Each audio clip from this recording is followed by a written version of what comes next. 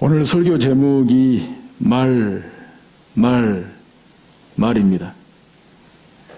말이 그만큼 중요하다는 거죠. 말이 중요한 만큼 말을 잘해야 되겠죠.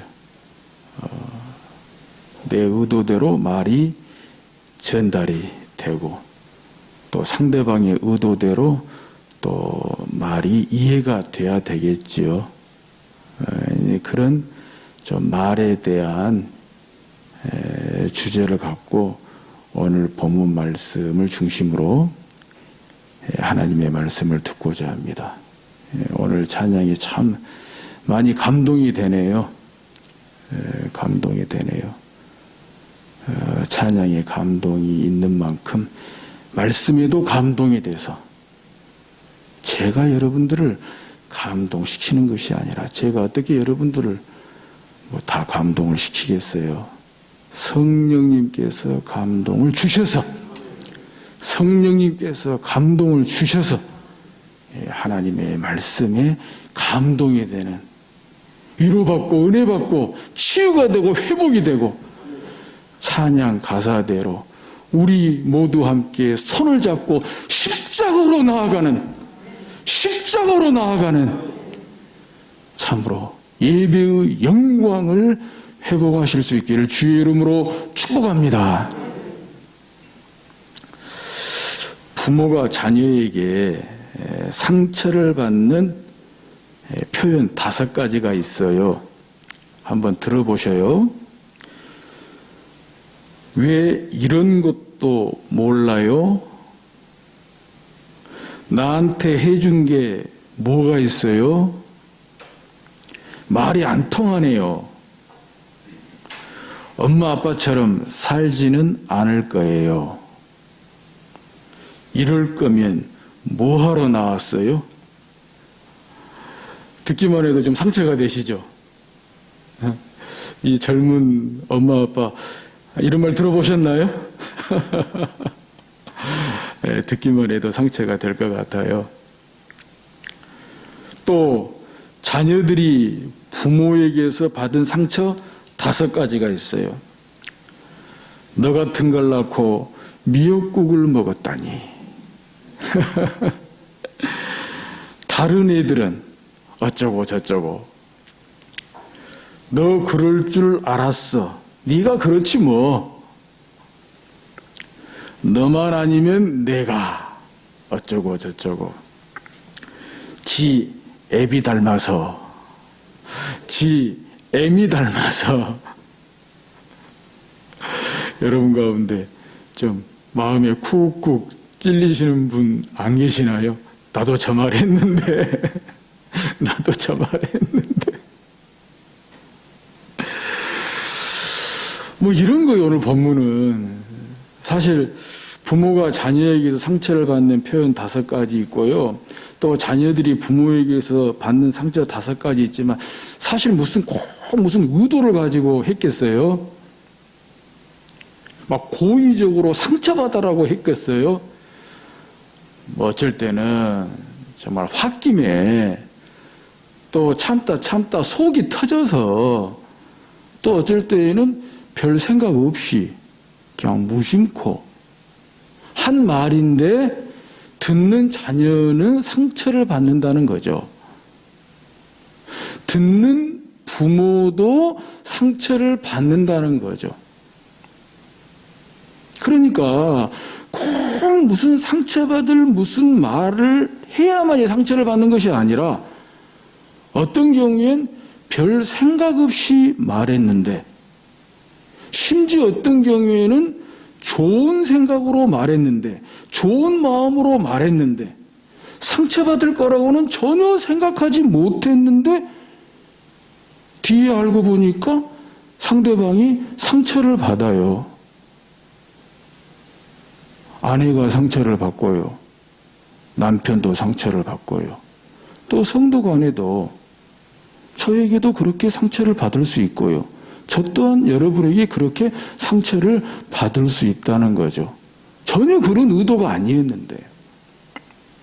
그런 면에서 오늘 본문의 말씀을 중심으로 이렇게 말이 중요하구나. 말 함부로 하면 안 되겠구나. 말 조심히 해야 되겠구나. 잘 생각해보고 해야 되겠구나. 기본적으로 상대방에 대한 존중감이 있어야 되겠다는 거예요. 그러면 많이 그런 실수를 줄일 수가 있겠죠. 내 입장에서만 말하니까 상대방에 대한 어떠한 선입견을 가지고 편견을 가지고 내 주관으로만 말하니까 사실 이런 본의 아닌 실수를 하게 되죠. 본의 아니게 상대방에게 상처가 되는 거죠. 그래서 정말 말이라고 하는 것은 내 인격의 문제다는 거예요. 말이라고 하는 것은 내 인격의 문제다. 나의 성품, 됨됨이의 문제다라고 하는 것을 생각해 보면서 오늘 말씀으로 한번 들어가 보시죠. 오늘 우리에게 주신 말씀은 요한복음 11장 1절 말씀입니다. 어떤 병자가 있으니 이는 마리아와 그 자매 마르다의 마을 베다니에 사는 나사로라. 우리 잘 아는 마르다, 마리아 그 남매 아닙니까? 그 남매의 오라비 나사로에 대한 이야기인데 나사로의 죽음 이야기예요. 나사로의 죽음에 관한 이야기인데 그 첫 번째 주시는 말씀이 어떤 병자가 있으니 이는 마리아와 그 자매 마르다의 마을 베다니에 사는 나사로라. 여기 뭐가 문제가 있어요? 어떤 문제를 제기할 수가 있을까요? 이런 말에 대한 실수, 말에 하면 상처에 대해서 한번 이렇게 거꾸로 한번 말해보자고요. 본문은 어떤 병자가 있었다고 말씀하고 있어요. 근데 그 병자가 알고 보니까 나사로라고 하는 거예요. 근데 반대로 어떤 병자가 있으니 이 말씀 대신에 나사로라는 사람이 있으니 나사로부터 나와요. 나사로라는 사람이 있으니 이는 마리아와 그 자매 마르다의 마을 베다니에 사는 병자라. 어떻게 다를까요? 어떻게 다르다고 보세요? 어떤 병자라고 할 때는 어떤 병자를 먼저 말씀하고 있을 때에는 사실 꼭 나사로만 특정되는 것이 아니죠. 어떤 병자라고 했을 때에는 나사로도 될 수 있지만 나사로 아닌 다른 사람도 될 수 있어요. 여기에서 특정하게 누구 이름을 먼저 말하지 않는 한 어떤 병자라고 했을 때에는 저나 여러분이 다 해당될 수가 있어요. 그런데 그 어떤 병자가 나사로다 이거죠. 좀 다르지 않아요? 좀 다르지 않아요? 그런데 그 나사로가 누구냐? 그 나사로가 누구냐라고 할 때 11장 5절에 보면은 예수께서 본래 마르다와 그 동생과 나사로를 사랑하시더니 예수님께서 사랑하시는 사람이라는 거예요. 예수님께서 사랑하시는 사람. 그 앞에 11장 4절에서는 예수님께서 나사로가 이렇게 죽을 병에 걸렸다는 그런 소식을 듣고 하시는 말씀이 어떤 병자로 시작했고 그 어떤 병자가 나사로라고 말씀하시면서 나사로의 그 병든 죽을 병에 병든 소식을 듣고 예수님께서 말씀하시기를 이 병은 죽을 병이 아니라 하나님의 영광을 위함이요 하나님의 아들이 이로 말미암아 영광을 받게 하려 함이라 하시더라. 참 좋은 말씀이죠. 예수님께서 사랑하는 자, 이 병은 죽을 병이 아니라 하나님의 영광을 위한 것. 근데 이것이 어떤 병자인데 그 어떤 병자가 나사로다. 근데 그 나사로는 예수님의 사랑하는 자고 또 예수님께서도 이 병은 죽을 병이 아니라 하나님의 영광을 위한 거라고 할 때 제가 최대한 나사로의 입장 또 나사로의 그 남매 마르다나 마리아 입장에 볼 때는 위로가 돼요. 인정이 돼요. 근데 처음부터 꼭 나사로만 이렇게 죽을 병이 든 것처럼 나사로라는 사람이 있는데 이 사람이 병자야. 죽을 병이 들었어. 그래도 나사로는 예수님의 사랑하는 자야.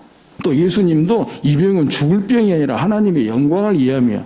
그러면 아무리 뭐 좋은 말 해도 위로가 안 될 것 같아요. 상처될 것 같아요.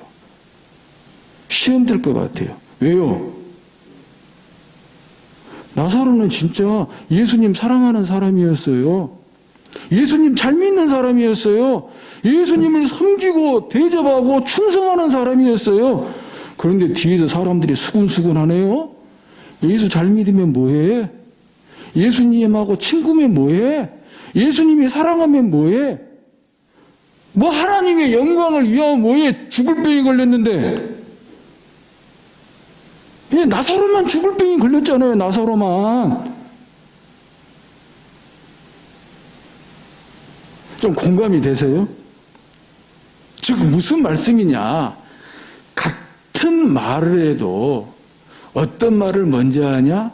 어떤 말을 나중에 하냐? 그 차이에 따라서도 사람들은 아무리 좋은 말을 해도 상처받을 수 있다는 거예요. 아니 예수 잘 믿는 사람도 죽을 병 걸릴 수 있어요. 예수님한테 사랑받는 사람도 죽을 병 걸릴 수 있어요. 또 그렇지 않은 사람도 죽을 병 걸릴 수 있고요. 그 중에 나사로가 죽을 병 걸렸어요. 그런데 알고 보니까 나사로는 예수님의 친구고 예수님께 사랑하는 자고 이 병은 죽을 병이 아니고 하나님의 영광을 위한 거고 그러면 죽어도 오케이. 죽어도 오케이.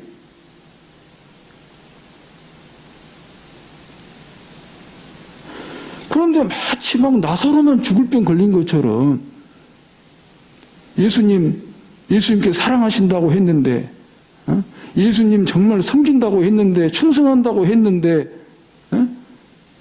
그래봤자 뭐해? 죽을 병 걸렸는데.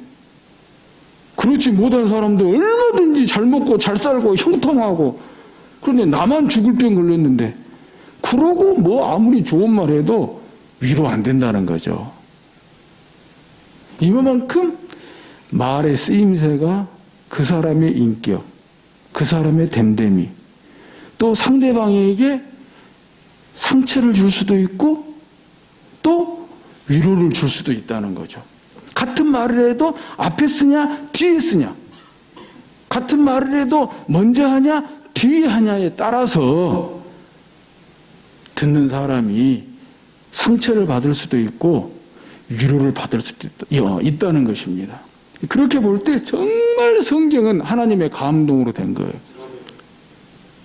오늘날까지 주님 오실 때까지 정말 성경을 보는 이로 하여금 성경을 믿고 성경을 보는 이로 하여금 어떤 형편 가운데 있을지라도 정말 상처 안 되게 위로가 되게 치유가 되게 그렇게 세밀하게 세심하게 하나님의 감동으로 쓰여진 책이 바로 성경책이다. 하나님의 말씀이 기록된 성경책이다 라고 하는 것입니다. 이런 눈으로 보게 되면 창세기부터 계시록까지 정말 이 성경책은 하나님의 말씀은 보는 이로 하여금 정말 우리 하나님이 나를 이렇게 존중하는구나. 부족하고 허물이 많을지라도 이렇게 나를 존중하는구나. 나를 이렇게 인격적으로 존중하는구나. 라고 하는 것을 인정하지 않을 수가 없다. 라고 하는 것을 정말 말씀을 드리고 싶습니다. 설교 시간을 할애해서 몇 군데만 이 말씀을 드리자면요. 로마서 16장 2절을 보더라도 사도 바울이 고린도에서 로마서를 쓰고 생전에 가보지 못한 로마 교회 성도들에게 이 로마서를 쓰고 여집사 베베에게 들려서 보냅니다. 근데 그 중에 마지막 장 16장 2절에 이런 말씀이 나와요. 너희는 주 안에서 성도들의 합당한 예절로 그를 영접하고 무엇이든지 그에게 소용되는 바를 도와줄지니 이는 그가 여러 사람과 나의 보호자가 되었음이라. 당신이 이렇게 그 서신을 보내잖아요. 뭐 바울 서신, 베드로 서신을 보내면은 말 그대로 서신입니다. 그러니까 가정교회를 중심으로 이제 교회에서 대표자가 읽어주는 거예요. 이 사도 바울로부터 온 서신입니다 하고 읽어주고 또 다른 교회에 돌려서 소위 회람해서 보게 돼 있거든요. 그러면 최소한 이 로마서를 로마 교회에 이렇게 전해주도록 부탁받은 베베도 거기서 같이 들을 거 아니에요. 최소한 그 앞에 어떤 경위로 볼 수도 있었겠으나 최소한 로마교회 성도들이 이 사도 바울의 이 로마서 서신을 보게 될 때에 읽어줄 때에 이 베베 여집사도 같이 예배 가운데서 들을 거 아닙니까? 듣는데 보니까 생각지도 못한 그런 말씀이 나오는 거예요. 사도 바울 로마 교회 성도들에게 로마서 서신을 썼는데 생각지도 못한 말씀이 나오는 거예요. 바로 그 말씀이 로마서 16장 2절에 너희는 주 안에서 성도들의 합당한 예절로 그를 영접하고 이 베베를 영접하고 성도들의 합당한 예절로 무엇이든지 그에게 소용되는 바를 도와줄지니 이는 그가 여러 사람과 나의 보호자가 되었습니다. 여러분 베베라고 한번 생각해 보세요. 사도 바울의 부탁을 받고 로마서를 이렇게 로마교회 성도들에게 전해줬는데 함께 예배하는 가운데 로마서를 이렇게 듣는데 말이죠. 야, 자기를 두고 이렇게 말씀했다고 해보세요. 이런 편지를 썼다고 해보세요. 여러분 눈물 나겠어요? 눈물 안 나겠어요? 고린도에서 로마까지 결코 만만치 않은 그 길, 그 먼 길을 남자도 아닌 여자가 목숨을 걸고 모든 위험을 무릅쓰고 정말 고생하고 왔는데 생각지도 못했어요. 이런 글을 썼을 거라고는 생각지도 못했어요. 또 이런 무슨 대가를 바란 것도 없어요. 그런데 그 로마서를 장장 쓰는 가운데 마지막에 마칠 때 자기에 대해서 이렇게 특별하게 써줬다는 거예요. 성도들의 합당한 예절로 그를 영접하고 무엇이든지 그에게 소용되는 바를 도와줄지니 이는 그가 여러 사람과 나의 보호자가 되었습니다. 나는 아무 조건 없이 했는데 어떤 대가도 바라지 않고 했는데 주 앞에서 했는데 주님의 교회를 위해서 했는데 사도 바울이 이렇게 생각해 주다니 이런 글을 써주다니 진짜 마음에 신앙의 결기를 다졌을 것 같아요. 앞으로 남은 인생 주와 복음을 위해서 살리라. 사도 바울의 동역자가 되리라. 복음의 동역자가 되리라. 이런 막 다짐, 이런 믿음의 결기를 다지지 않았겠어요? 그러니까 이것이 말이죠. 뭐 복음 하니까 복음만 쓴 것이 아니라 사도 바울이 이렇게 여집사 베베를 알아주고 인정해주고 정말 존중해 준다는 거예요. 바로 성경이 이런 책이라는 것입니다. 이런 책이라는 거예요. 하나님의 말씀이라고 해서 그냥 뭐 지시하고 명령하고 막 책망하고 이것이 아니고요. 듣는 이로 하여금 보는 이로 하여금 감동이 되게 우리를 정말 존중해서 상처 안 되게 상처받은 사람도 위로가 되게 이런 말씀이라는 거죠. 또 한 군데 보면 마태복음 10장 42절 가운데 보면은 예수님께서 제자들에게 하시는 말씀이에요. 영접하는 자가 받을 상에 대해서 제자들에게 말씀하시는 가운데 마태복음 10장 42절 이런 말씀이 나와요. 또 누구든지 제자의 이름으로 이 작은 자 중 하나에게 냉수 한 그릇이라도 주는 자는 내가 진실로 너희에게 이르노니 그 사람이 결단코 상을 잃지 아니하리라. 이 작은 자라는 말이거든요. 작은 자. 우리 앞에 본 개역성경에서는 소자 이렇게 한자 이렇게 표현을 했어요. 근데 원래 이 표현이 미천하고 천대받는 자예요. 미천하고 천대받는 자. 예. 그것을 우리 개역 개정성경에서는 작은 자라고 했는데요. 야, 우리 개역 개정성경 번역이 더 좋은 것 같아요. 진짜 하나님의 감동으로, 원어는 아니지만 우리 개역 개정성경이 어떤 번역보다도 잘 된 것 같아요. 작은 자. 정말 이 작은 자들, 없는 사람들, 정말 냉수 한 그릇도 스스로 마실 수 없는 사람들, 정말 천대받는 사람들, 차별받는 사람들일 수 있잖아요. 그런데요, 그런 작은 자 중 하나에게 냉수 한 그릇이라도 주는 자는, 이것은 전체적인 맥락이 대접하는 거예요. 정말 미천하고 천대받는, 무시당하고 차별당하는, 구걸하는 사람에게 동량 주듯이 줘도 감사합니다라고 받아 마실 수밖에 없는 그런 사람에게 동량하듯이 주는 것이 아니고 냉수 한 그릇이라도 주는 자는, 그래서 어떤 번역에서는 대접하는 자는 이렇게 표현한 데도 있어요.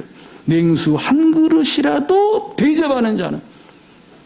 구걸한다고 동량 주듯이 주는 것이 아니라 그렇게 무시하고 천대하고 차별하고 그렇게 주는 것이 아니라 정말 냉수 한 그릇이라도 대접하는 자는 뭡니까? 사람 가리지 말고, 없다고, 약하다고 무시하지 말고, 사람 가리지 말고 사람 그대로 인정하고 사람 그대로 존중하는 자, 그런 표현을 썼다는 거예요. 기록된 하나님의 말씀이 그런 표현을 썼다는 거예요. 할렐루야. 이것이 바로 성경의 언어입니다. 하나님의 말씀이 기록된 성경의 언어라는 거예요. 자, 그렇다고 할 때 우리가 성경을 믿고 성경을 보고 성경을 듣고 사는 저희들로서는 마땅히 성경의 언어를 해야 된다는 거죠. 근데 그 성경의 언어가 뭐냐? 하나님께서 우리를 존중하듯이 우리도 서로 존중해야 된다는 거예요. 우리도 서로 존중해야 된다는 거예요. 존중하는 말, 상대방을 존중하는 그 인격을 가지고, 상대방을 존중하는 그 성품을 가지고 상대방을 서로 존중하는 그런 말을 할 때에 비로소 예수 그리스도의 생명의 언어를 하게 될 것이라는 것입니다. 예수 그리스도의 생명의 언어를 하게 될 때 나부터 살고 또 다른 사람을 살리고 내 가정을 살리고 교회를 살리고 이 세상을 살리게 될 것이라고 믿습니다. 설교를 마치면서 인터넷에 이런 기도가 올라왔더라고요. 그래서 쭉 읽는데, 야, 기도를 해도 꼭 이대로 기도해라는 법은 없지만 기도를 해도 좀 이런 마음씨를 가지고 기도한다면 듣는 우리 하나님께서도 야, 존중받는 기분이겠다 싶습니다. 우리가 기도하다 보면 때에 따라서는 너무 막 거칠게 사납게 기도할 때가 있거든요. 듣는 하나님 막 상처될 것 같아요. 그럴 때도 있잖아요. 근데 인터넷에 올라온 이 기도를 보면서 이런 태도로 기도하면 듣는 하나님도 참 존중받는 기분이겠다, 그런 생각이 들고, 우선에 내가 참 기도하면서 또 누군가를 기도할 때 존중받는 그런 기분을 주는 기도가 되겠다 생각을 해서 설교를 마치면서 소개를 해드리고 싶습니다. 한번 들어보시기 바랍니다. 하나님 아버지, 우리에게 하나님의 뜻을 분별할 수 있도록 영적인 지혜와 총명을 내려주시기를 기도합니다. 그래서 모든 일에 하나님을 기쁘시게 하고 영광 돌리는 삶을 살게 되길 원합니다. 우리가 온 마음을 다해 여호와를 신뢰하게 도와주세요. 자신의 지식을 의지하지 않게 하시고 어떤 길을 가든 하나님을 인정하는 사람이 되게 해주세요. 그러할 때 제 자녀의 길을 평탄하게 해주실 줄 믿습니다. 우리에게 지혜를 주시기를 기도합니다. 또한 구하는 자마다 후하게 나눠주시는 하나님의 자비로우심에 감사합니다. 제 자녀가 하나님께서 지혜를 주신다는 사실을 의심하지 않고 굳게 믿게 하시고 한 마음을 품어 무슨 일을 하든 방향을 잘 잡고 헤매지 않도록 도와주시기를 원합니다. 결정할 때 우유부단하지 않고 옳은 것을 선택하도록 인도하여 주세요. 우리를 이끌어 주셔서 주께서 보이시는 길을 걷게 하시고 밤에도 인도하여 주세요. 주님께서 보이시는 생명의 길을 발견하게 하시고 주 앞에서 언제나 기쁨이 넘치는 삶을 살게 해주세요. 우리에게 지혜와 총명을 주셔서 하나님의 가르침을 잊지 않고 그것에서 떠나지 않도록 지켜주실 줄 믿습니다. 지혜를 사랑하게 하시고 세상의 어떤 것보다 소중하게 여기도록 도와주시길 원합니다. 여호와를 경외함이 지혜의 근본이라고 하셨으므로 우리 자녀가 여호와를 먼저 경외하게 도와주세요. 거룩하신 하나님을 알게 하시고 모든 상황을 하나님의 관점으로 이해하도록 이끌어 주세요. 또한 지혜로 인해 이 땅에서 장수하며 지혜로 얻을 수 있는 유익을 누리게 해 주세요. 우리가 사람의 겉모습을 보고 판단하지 않으며 하나님의 눈으로 세상을 보게 하시고 하나님께서 주시는 지혜와 사랑으로 대하도록 도와주세요. 우리를 위하여 기도합니다. 사랑이 나날이 더 풍성한 지식과 통찰력을 갖게 되기를 기도합니다. 선함과 악함을 분별하여 선한 것을 선택할 줄 알게 되면 그리스도께서 오시는 날에 깨끗하고 흠없는 모습으로 서게 되기를 기도합니다. 또한 예수 그리스도께서 인정하시는 의의 열매로 하나님께 영광과 찬송을 올려 드릴 수 있기를 기도합니다.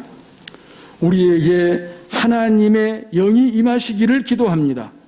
주의 영을 통해 지혜와 총명과 분별력과 능력을 주시며 공평한 판결을 내리게 해주시고 지식의 영과 주를 알고 경외하는 마음으로 충만하게 해주세요. 제 자녀가 사람들의 겉모습만 보고 마음대로 판단하지 않으며 사람들이 하는 말만 듣고 결정하지 않게 하시고 오직 정의와 성실, 공평으로 행하도록 도와주시기를 기도합니다. 예수님의 이름으로 기도합니다. 아멘.